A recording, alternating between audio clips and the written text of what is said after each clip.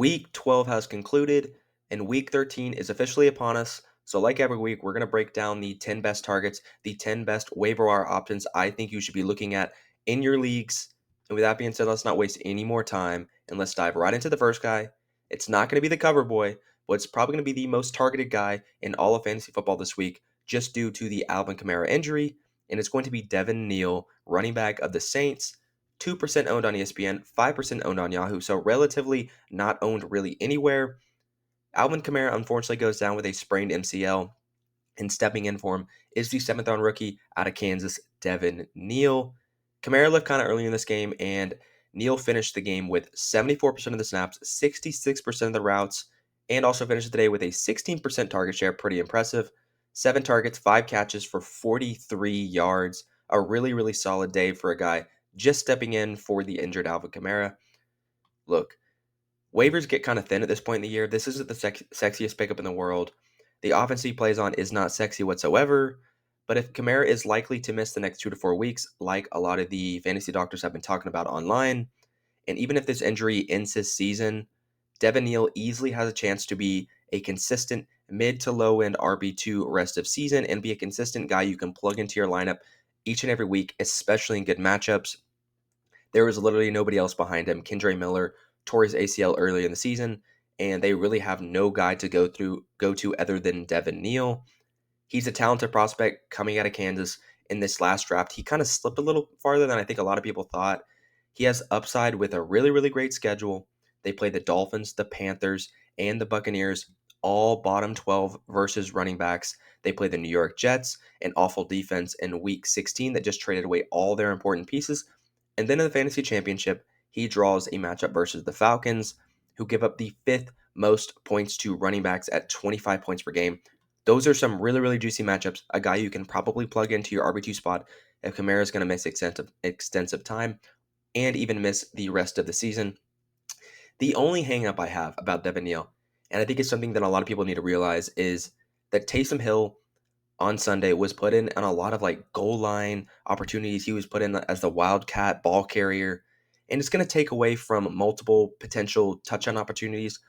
And the Saints aren't going to be at the goal line. They aren't going to be, in the red zone a ton. So if Taysom Hill is going to be taking away these opportunities, I don't really love the potential ceiling that Neal has, and I think it takes away from that ceiling pretty significantly. The offense is already handicapped by, the quarterback and just the lack of weapons around it. But if Devin Neal is going to lead this backfield, if he is going to be the pass catcher that we saw him be this past weekend when Kamara went down, I think he's an absolutely good mid to low end RB2 play every single week, especially with these matchups coming up at the end of the season. So, okay, let's move on to the number 2 spot this week. Look, I know it's going to be a thin waiver wire, and it's going to be the cover boy.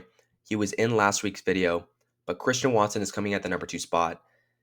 It's just showing how shallow this week's pool is on waivers. I don't know exactly what every single league looks like, but I know what mine looks like, and mine's mixed with a couple of guys who are relatively casual and some guys who really, really pay attention to fantasy football. So, yeah, Christian Watson is going to be the number 2 guy on this list. He's owned 48% on ESPN, 49% on Yahoo, so pretty consistent there in both types of leagues. But Christian Watson has been quietly good this year. Ever since coming back from injury, he has averaged an 11.5 points per game, and he had a season-high seven targets and a 32% target share this week. 10 PPR points isn't world-breaking. He didn't find the end zone.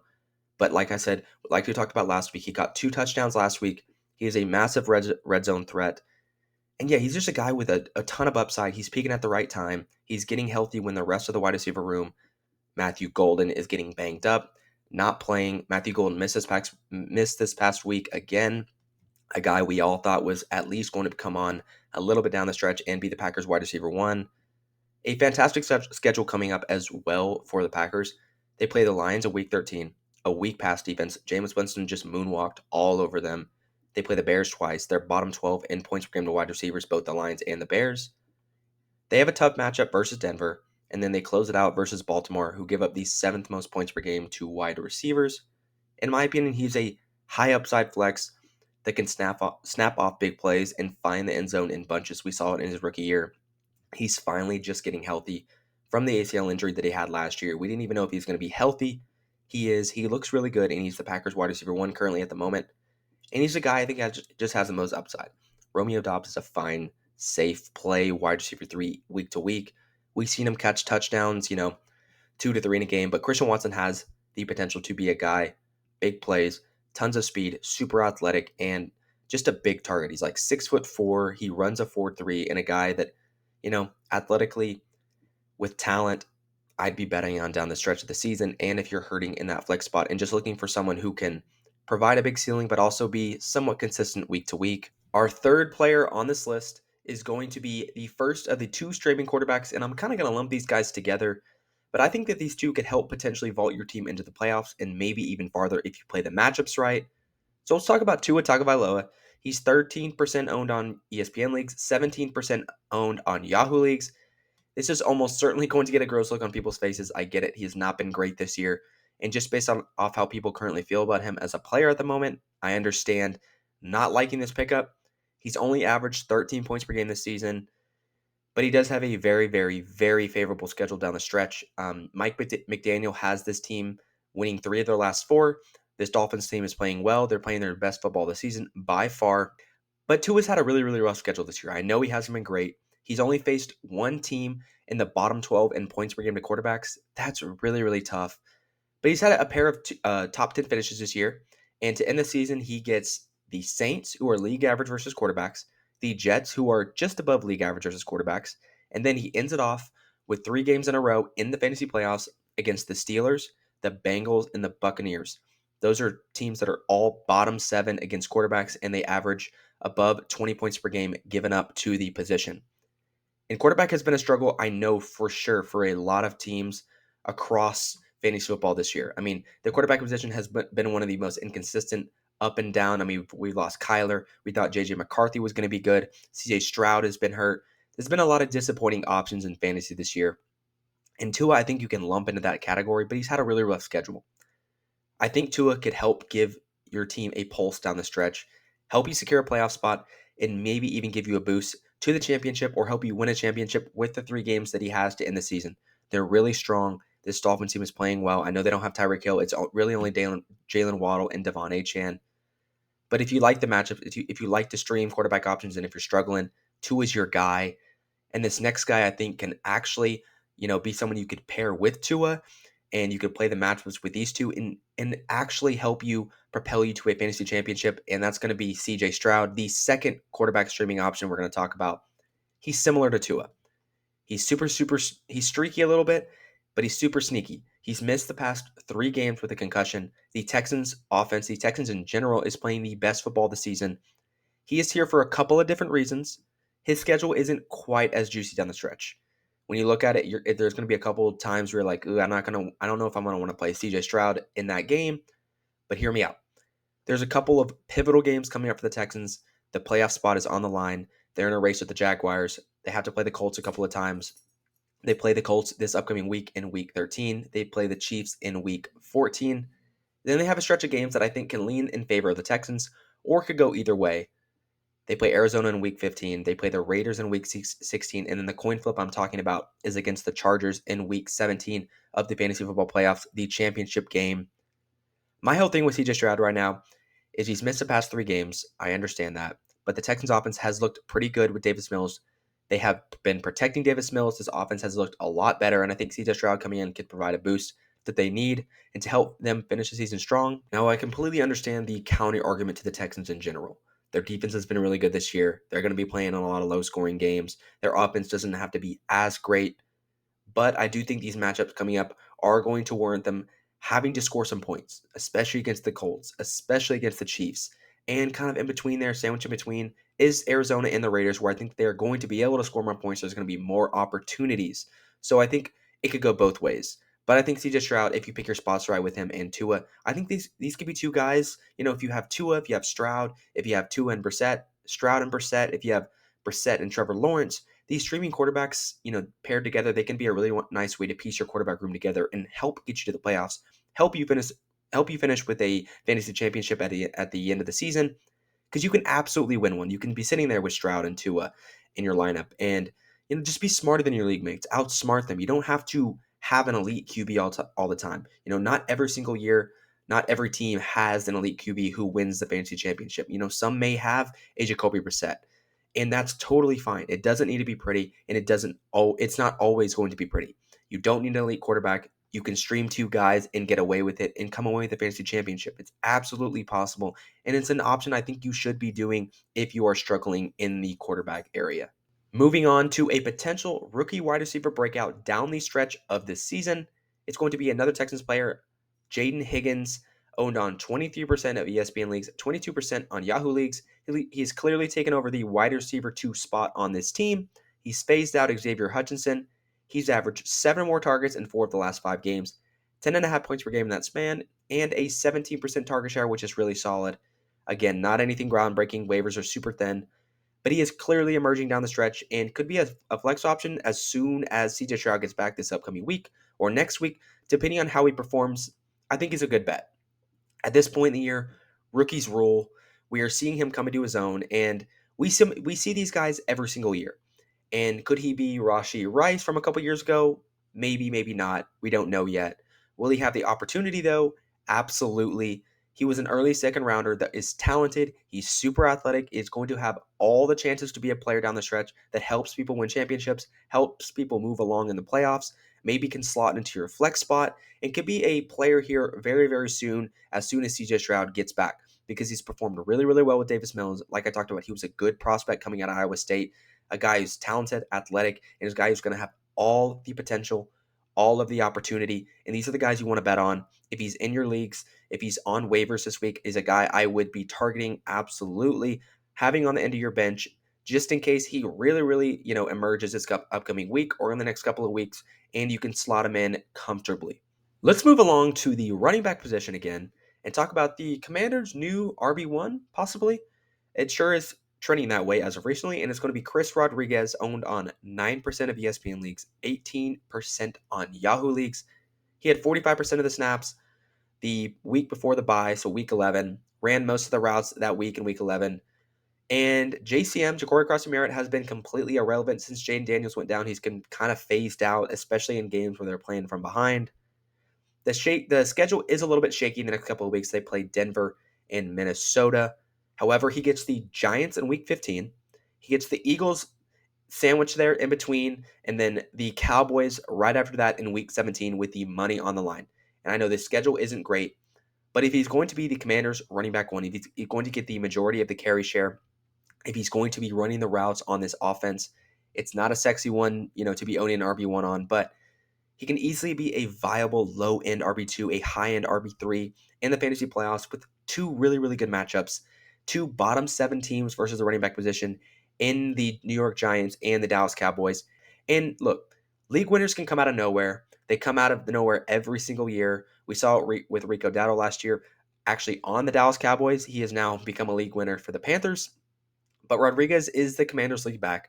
It's not eye-popping, but we love the opportunity. We love the potential. We love the workload. If this continues to trend up, just someone you should keep your eye on. And I bet that he's probably on waivers for sure because he had a bye last week and people don't want to be stashing someone who they really, really don't know too much about at the moment and if his workload is going to stick at all. But I thought I should throw it out there because, these league winners can come out of nowhere. And I would not be surprised if we look up and Chris Rodriguez is helping you win fantasy championships in week 17. Moving on to the wide receiver position again. And we're going to go these next two are going to be a pair of Jaguars players. And the first one I want to talk about is Parker Washington, owned on 20% of ESPN leagues, 41% on Yahoo leagues. The Jaguars have had a little bit of a disappointing season in terms of what it's gotten from wide receivers in general, whether it be injuries with Travis Hunter or performance, of course, we know with Brian Thomas Jr. With Travis Hunter out for the season, though, Parker Washington has stepped right into the slot role and performed beautifully the last couple of weeks, the last 4 weeks, I believe. 14 points per game in that span and a 19% target share since Travis Hunter went down, since he's taken over that role completely. And look, Brian Thomas Jr., he's projected to be coming back this upcoming week, and the Jags traded for Jacoby Myers a couple of weeks ago before the deadline. But this hasn't stopped Washington from producing. I mean, Parker Washington has been surprisingly really good. I mean, that's probably like mid to low end wide receiver 2 numbers, probably more like mid wide receiver 2 numbers. He's likely going to be a little bit more consistent with Brian Thomas Jr. in the lineup, but he has the potential to produce spike weeks even with him in the lineup. And plus, Brian Thomas Jr., we all know he hasn't been great at all this season. This is a low end flex option, I think, that will go overlooked because of the name. If Brian Thomas Jr. were to get injured again, he is definitely a nice flex option. He's going to be a top 30 option every week if he does miss any more time, and could probably slot into, at least top 40 wide receiver consideration, just kind of regardless of what we see from Brian Thomas Jr. and if he's back in the lineup. I really, really overlooked him the past couple of weeks as a waiver option. That's my bad. I didn't know he was going to continue to be that good, but he has really, really been solid for the Jaguars ever since Travis Hunter has gone down. And yeah, he stepped into that role beautifully. And if Brian Thomas Jr. were to miss any time, Parker Washington is an easy wide receiver 3 every single week. Moving on to the next player, it's going to be Britton Strange, the Jaguars tight end 1. He is owned on 11% of ESPN leagues and 13% on Yahoo leagues. He is probably not very highly owned because he was on IR for about a good 4 to 5 weeks there. But yeah, he's the other Jaguar I want to talk about. He looked really good in his first game back from IR. He had 5 catches on 5 targets for 93 yards, 14 PPR points, really, really solid. And look, I get it. We just touched on all the Jags' offensive weapons and how it can make this thing too crowded, for everyone to survive. But at the end of the day, it's an upside shot. And tight end, as we all know, is really, really shallow. Strange has the potential to be a fine streaming option in an offense that he's going to be given the opportunity, as we saw this past week. You don't have to put him in your flex spot or one of your wide receiver spots like you would with Parker Washington. So there isn't as much opportunity cost. And I think that Britton Strange, being a second round pick a couple of years ago, he has all the talent in the world to do it. And with the Jaguars, they don't have the greatest defense in the world. And sometimes, they're going to be playing from behind more times than not. So I think Strange could catch himself in situations like he did this past week, where they go to overtime. They're in a little bit of a shootout of a game, and he gets some nice target share and he gets some nice opportunity in this offense. To end this thing off, though, I'm going to throw out a deep sleeper for the home stretch of the season and one streamer for this week that I think you can absolutely be putting in your lineups. So first up is going to be Chimere Dike, the Titans rookie wide receiver who has really emerged the past 4 to 5 weeks. He has had 15.5 points per game since week 7 and becoming a full-time player, a full-time route runner in this offense. Not counting week 11 where he left in the second quarter with a head/chest injury against the Texans. 15.5 points per game. That's really, really good. He's super athletic. He's really, really fast. And as we all know, Calvin Ridley is out for the rest of the season with a broken ankle. Elic Iomanor missed his past game with an ankle injury. He's been banged up a lot down the stretch of the season. And I think that, honestly, with Cam Ward looking the best he's looked all year, and the other wide receivers in the receiving room being Van Jefferson and Mason Kinsey, probably guys you've never heard of before, I think that Chimere Dike can really take advantage of this and be a guy down the stretch that, if you need a flex option, if you're desperate, or especially in deeper leagues, if you can, plug him into a multi-flex league, he could be a guy who could, you know, score a long touchdown or do what he did this past week, command 7 to 8 targets and get home on some nice volume. So yeah, Chimere Dike is a guy, I think, especially being a rookie. We always talk about rookies all the time and how much upside that they potentially have down the stretch. Chimere Dike is going to have all the opportunity in the world, and a guy that I think could possibly help you propel you to a fantasy championship. Now the last player is going to be a streamer to end things off. And he was at the end of our rankings video, our wide receiver rankings video this past week. He made the top 36, and it's going to be Andre Yoshivas, 11% owned on ESPN, 20% owned on Yahoo. We had him as a wide receiver 3 due to Jamar Chase being suspended. But this past week, we saw T. Higgins. He went down with a concussion. He is going to miss this week versus the Ravens, this upcoming Thursday game. And Yoshivas will once again be the Bengals wide receiver 2.